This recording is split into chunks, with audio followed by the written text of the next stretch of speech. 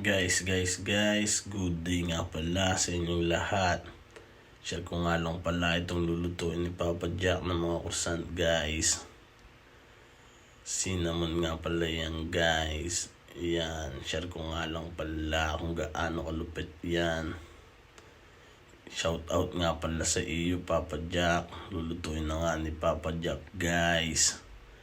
Napakabilis lang yan. 15 minutos lang yan, all goods na yan guys. Yan. Mas maganda nga palang lutuin yan dyan sa rotating guys, para pantay ang kulay. Tingnan nyo naman. Yan.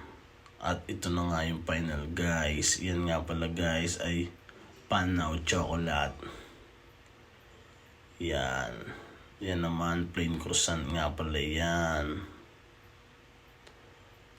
Tingnan naman guys, parang laruan ng kulay. Double egg wash nga pala yan guys, kaya na ganyan ang color niyan.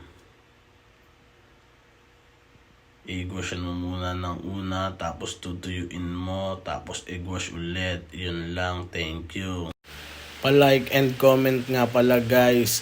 And subscribes na rin. Thank you, yo.